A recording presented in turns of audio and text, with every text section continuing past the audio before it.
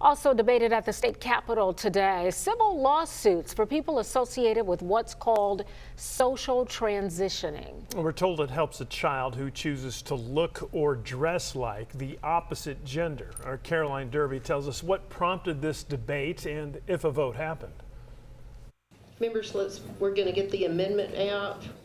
The Vulnerable Youth Protection Act, sponsored by Representative Mary Bentley, aims to allow for civil action for people who knowingly contribute to the social transitioning or the castration, sterilization, or mutilation of a minor. Supporters of the bill, like Rebecca Smith, say social transitioning poses a risk for children and adolescents in Arkansas.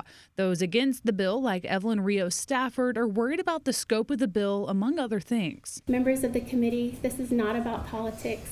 It is about protecting children, preserving families, and ensuring that every child grows up supported and loved, not alienated or confused. It opens the door to frivolous lawsuits, and it creates confusion, I think, among the public about what is protected by the First Amendment and what isn't. The debate mainly surrounded the definition of social transitioning. The bill defines it as a means in which a minor adopts a gender identity differing from their biological sex, including but not limited to changes in clothing, pronouns, hairstyle, and name. So our concern there is that when you are criminalizing, or in this case, providing a civil cause of action for certain things, certain forms of speech, that has to pass a very, very high constitutional bar, and we have to be able to defend that in court. And we think if this bill as it currently is, we can't do that. The Attorney General's office, weighing in on this, led legislators to ask Bentley to pull the bill down. We'll have to pull this bill down and work on some more of the definitions to make it clear.